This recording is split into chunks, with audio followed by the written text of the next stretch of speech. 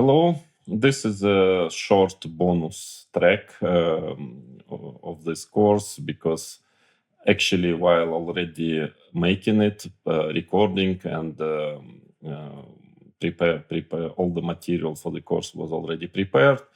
I've played a small rapid event online. I do play from time to time online. You know probably that I've already stopped my professional chess career, don't play classical games for a few years already. But online chess, you sit at home, why not to participate in some tournaments? I still enjoy playing with strong players, with grandmasters. So from time to time I do it. And so we were playing there is a series of tournaments this year organized in chess.com. And the first event, I decided why not to take part, just to play for fun.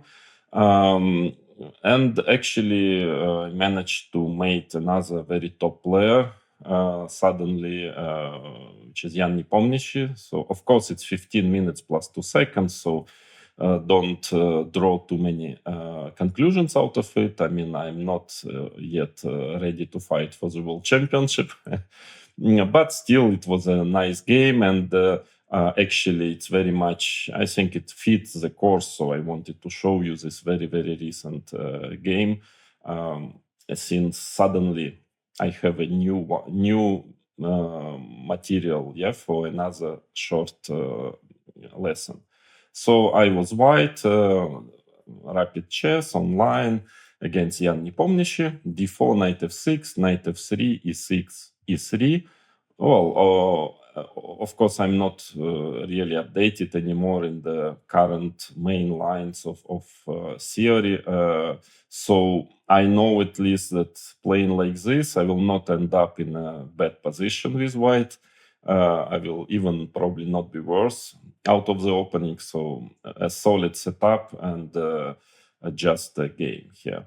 So d5, bishop d3, b6, castles, bishop b7, knight bd2, bishop d6. All those moves are pretty standard here. So I played c4, knight bd7, b3, castles, bishop b2. So that is a very standard, typical position. Actually, let's say if black plays a very normal move c5, it's a completely symmetrical position. Only that white has a tempi up because he's white. Yeah, I mean it's white to play here. So maybe I would do something like rook c1 or queen e2. I don't know, but at least I managed to get out of the opening. But of course, you cannot really seriously consider to fight for opening advantage like this. But that was not, that would have been too ambitious in my situation against a player who is soon going to play the World Championship match, and I guess a little bit better prepared than me. So I was happy with the outcome of the opening, just equal position and a game. Knight e4 was played. It's another typical plan in these positions. Rook c1 and f5. Well, I have to say that, of course, this kind of rapid chess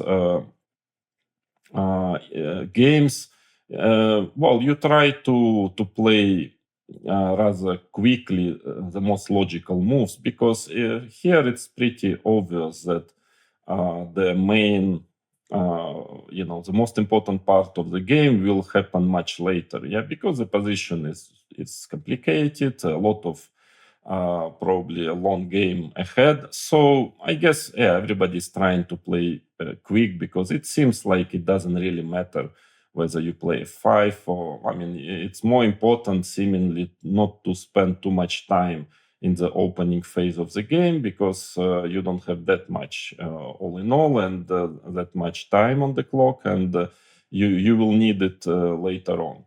But here it was probably, it was a wrong strategy, because Jan, he made a couple of considerable inaccuracies, and actually, strangely enough, against this pretty harmless setup, he managed to get into big trouble very quickly. So f5 was played. I think it's not very accurate. Probably queen e7 was a better move, at least first. Then maybe next f5, because black would then have control on the e5 square, but f5 is like a move you play quickly, so to say, with a hand. But now white gets this cd5, ed5, knight e5 idea. So the knight can manage to get on e5. And now I suppose black should just play queen e7. And probably white is already a little bit better, so he has a choice between taking on d7 and probably playing knight f3, trying to get another knight to e5, then followed by f3. And black will probably play in the similar fashion as in the game, but will have at least a tempi up compared to the game. Or maybe I would consider seriously to play f4. Kind of interesting move, complicated position. I want to take on e4. I prefer white here, even though, of course, it's too early to claim an advantage really for white, but it's probably, already not completely equal as it was a couple of moves ago. But Jan played bishop b5, which is also a possible move. I don't like it that much, but it's a possible concept of playing, quite standard and typical also in this type of pawn structure. But here was the decision was quite strange, because normally you take and you try to maneuver your knight to e6. That is very important in this type of position, to get the knight to e6. So I would assume the most logical would be to continue with knight dc5 and let's say bishop e2 and take on d2. For instance, queen takes d2, knight e6. Still, here, if black manages c5, queen e7, rook d8, he would probably have a good position. But before, I still prefer white here, because in case of c5, I take and start to put pressure on the c5 pawn, and then white is playing rook d1. Still, here white has a pleasant plus, I would say, but very, very difficult to win this position. Black is very solid. So I was surprised to see c5 here. I guess the only reason of this inaccurate play was that, just Jan thought that it anyway, the game would be decided later on, so let's play quick, some natural moves. But actually, after c5, black is already considerably worse. So probably black's idea is sooner or later to get the second knight on e6, because the problem of the c5 move is that now it's becoming very difficult to get this knight from d7 to e6. So I played f3. White is already seriously better. Actually, also f4 is a good move. Also gives white considerable advantage, because I just want to take on e4. And then as a pawn you take, you will have some issues. So let's say, just to show you, let's say queen e7 take. Of course, if you take with this pawn, then bishop c4 check, this doesn't look good at all.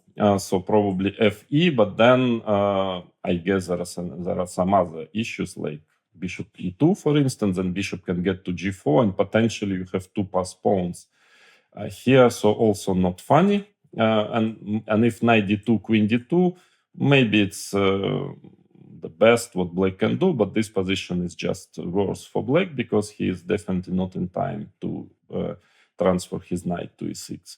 But I played f3, which is also a good move, because, I thought that knight g5 is very dangerous. And in case of knight d2, queen d2, let's say queen e7, it doesn't change that much. I still play f4, and it's not really so much about the tempi in this position. But it's true, white is seriously better here, because black is, again, not in time to transfer the knight. Let's say rook f7 would be a logical attempt to trying to get the knight to e6, but then queen c2 is a very annoying move, and what to do with a pawn on f5, because now you're not in time to play knight f8. You have to protect this pawn. If you do it via rook f8, you'll never have knight f8 move anymore. If you do it via queen e6, among other potential problems, again, your knight will never get to e6. And in case of g6, white is in time to get this diagonal threat, because knight f8 now e6 always comes.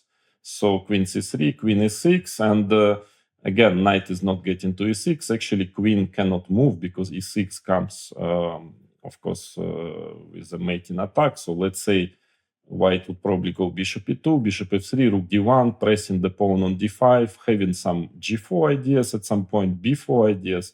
White has a big advantage in this position, even though still, okay, maybe black can hold somehow.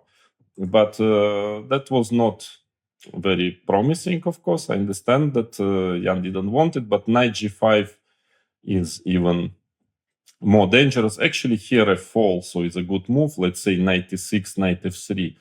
Yes, black have achieved his goal to get the knight on e6, but the wrong knight. I mean, again, you still have to understand what to do with a knight on d7. It would be much tastier on e4. And white also has a serious advantage here.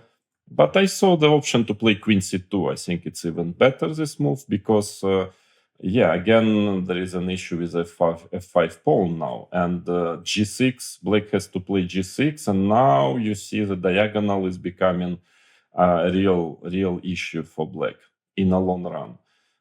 Here again, white is better after f4 as well. Yeah, of course, still better. But I notice that there is tactics here because my knight on d2 is not doing much so far. Actually, all other pieces are quite good, but the knight is not great. So, and there is a tactical possibility, knight c4, to actually to get this knight to d6, and this is quite a square. d6 because dc4 is bad, and bishop takes c4 check.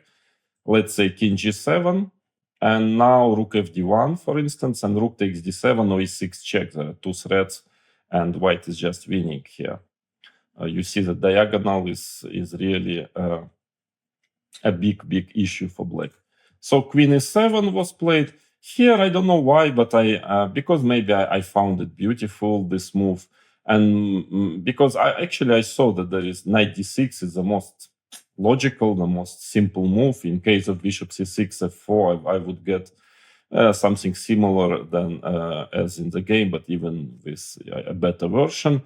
I was not totally sure about knight takes e5. I mean, this variation is pretty direct. Knight takes b7, knight d3, queen b7, queen c3. Again, you see the diagonal is spoiling black's position, because otherwise he would have been just a pawn up. d4, e d4, queen d5. Actually, I remember this line, and I saw that this endgame, it's forced. Okay, just a pawn, but still you need to win it. I mean, technically, it's not a completely trivial technical task to win this endgame. Even though in a classical chess, I would definitely go for it, and I'm sure that having enough time, I probably must normally win this position. But in rapid, let's say rook f8. In rapid, I was not 100% sure that I will win. But anyway, of course, it's a better move. But then I saw quite a nice, quiet move, rook cd1. And it looked beautiful somehow, and I decided to play it. But it's not the best. It's not the best move. But I was already in the mood, in the attacking mood. But still, of course, it keeps an advantage for white. But here, black can fight at least. Still, the situation is pretty bad for black. I mean, black is much worse. So there are two options. One is now if you try to take, bishop takes e4, check. And again, of course, as I mentioned already, if king goes somewhere, then rook takes d7, comes, queen takes d7, e6 check, and you take this queen, That is obvious. Knight e6 losing because of rook d6, and you cannot protect the knight. So the only move is rook f7, and here white has a number of strong moves. At minimum, he can do f4, because knight, of course, if knight retreats somewhere here, then e6 comes. So that's why knight e6 has to be played. Bishop takes e6. This is very direct. Takes rook d6, queen e7, queen c3.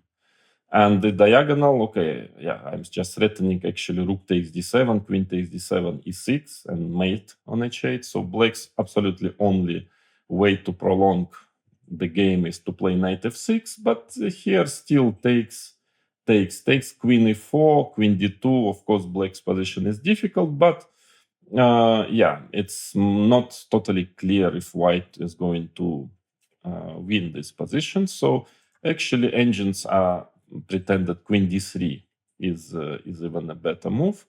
And now the idea is that if you take on a5, then already queen c3, rook e8, f4, for instance, and then white is going to pick up first the knight on f5, and then most likely an exchange on f7.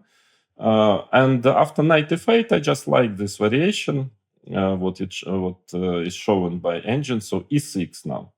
You see again, it's all about this diagonal, which is a real problem for black. Rook g7, queen c3.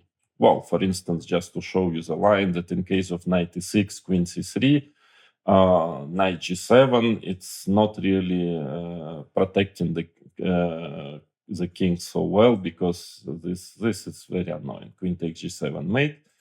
So rook g7, queen c3, and now black's only defense is b5, trying to get this bishop away from the diagonal.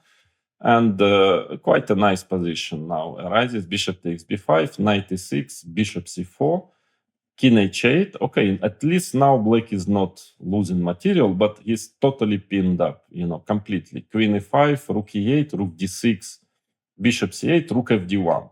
And it's a kind of funny position. White has only one pawn for the knight, but threatening rook c6. I mean, black cannot move completely. Yeah, it's a position that's actually lost for black. But anyway, just a nice variation showing you this power of the attack on the weakened long diagonal. And but f4 was actually not so stupid. I mean, in fact, I've missed it. I remember when I played rook d1 and Jan started to think here, I realized that f4 can be a decent move. Still, of course, white keeps a very serious advantage, but it was objectively maybe the best way to proceed. Knight d6, bishop c6, takes, queen d2. Of course, now if rook retreats, then f4, f5 will come, and it's a killer, yeah, with a mating attack. So rook af8, and here bishop b5.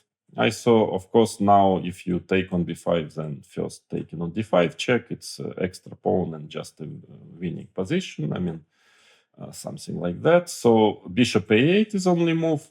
And now let's say rook d1. Of course, white has a very powerful, very strong position, much better, but at least because once you play d4, there is another diagonal starts to be weak. So of course, it's difficult position for black.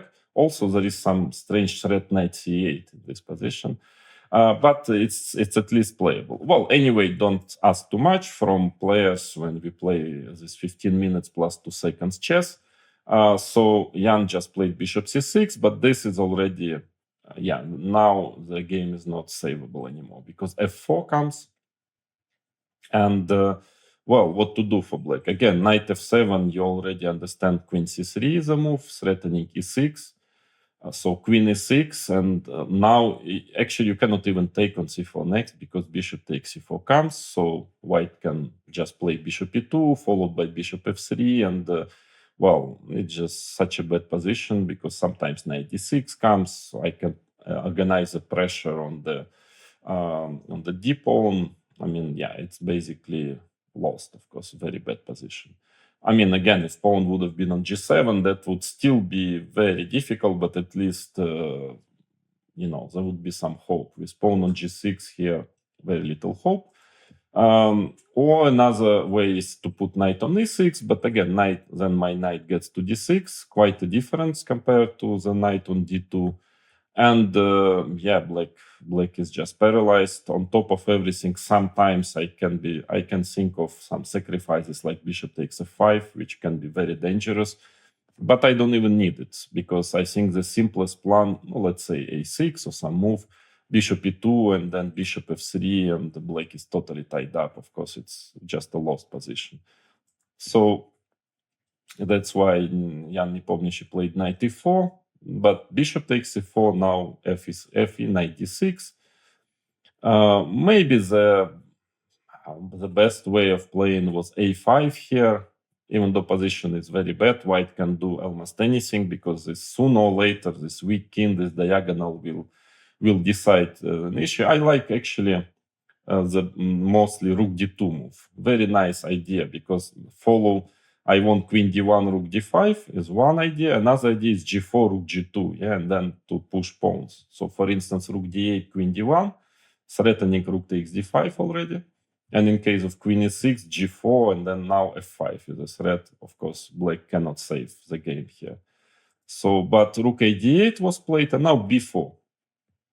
From another side, white starts to attack these pawns.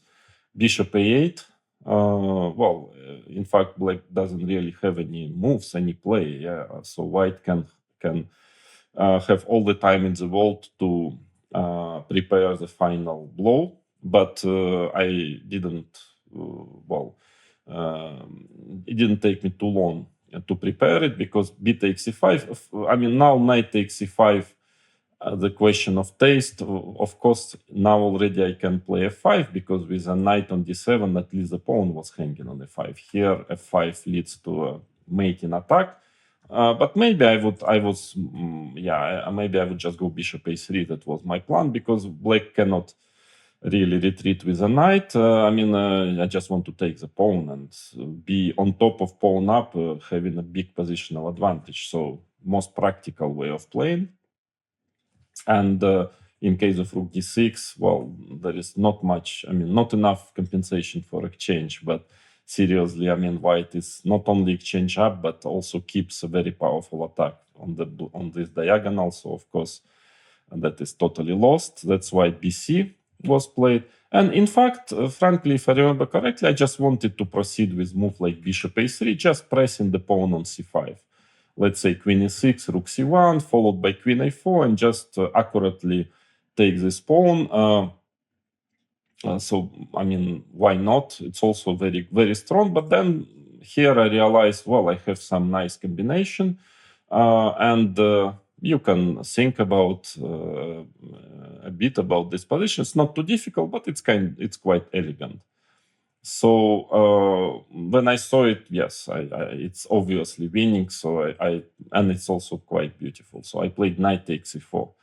So you see, knight first went to c4.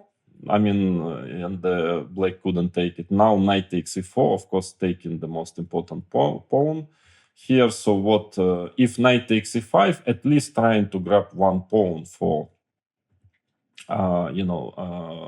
this e5 pawn, but then white just wins after f3, d, e6, and there is no defense against queen c3. So you see there is quite a difference in activity of black's bishop on a8 and white's bishop on b2. Therefore, d takes e4 has to be played, and now queen c4 check. So of course, if queen or rook on f7, then e6 comes, winning. And after king g7, rook takes d7. Well, of course, queen d7, e6 check. So rook takes d7, e6 check. And now I'm getting back the piece which was sacrificed. And of course, now this diagonal is deciding the game. There is no doubt white is just winning. So now the question was, well, rook d4 maybe is a way to try to fight e4, cd, queen d4, king h6. At least black has some potential to play e3 one day to activate his bishop. Yes, but the problem is that after queen e3, he's losing immediately because f5 check is coming. And rook f5, g4. Also queen h3 on top of everything is coming. It just made. So rook f5, g4, and it basically resigns for black. So rook d4 losing by force also, but king h6, e d7, queen d7, queen c5. Well, I still had maybe 3 minutes left. That's enough for this position because there is just no way. White is again on top of a pawn up. He has a huge positional advantage, and the king is about to get mated, black's king. So rook f5, bishop e5. Okay, now it's just a very simple task for white. Rook f7, because white also wants g4 sometimes. h3. Well, yeah, that's quite typical. I don't have to hurry. I just want to To be sure, first of all, sometimes g4. Secondly, just to be sure there will be no checks or perpetual h3. Why not? Queen d5. Well, obviously there is nothing already to do for black. Queen c8. Stopping queen d7 because of the bishop is hanging, and delivering the final blow. Bishop b7, queen g4. Okay, queen h4 is a threat. Rook f5, queen h4 check, rook h5, queen e7, and threatening everything. Queen g7, queen f8. In case of queen g8, queen takes b7. So here my opponent resigned. Okay, you shouldn't take too seriously this game. It was played in rapid chess, 15 minutes plus 2, but I think it's pretty instructive. A simple, small example of this diagonal attack, this typical one diagonal attack. It happens very often in chess, and the only kind of conclusion out of this game is, I would put it simple, if you have king on g8, pawn on g6, and your opponent has a bishop on the long diagonal somewhere on b2, try to make sure you have your bishop on g7.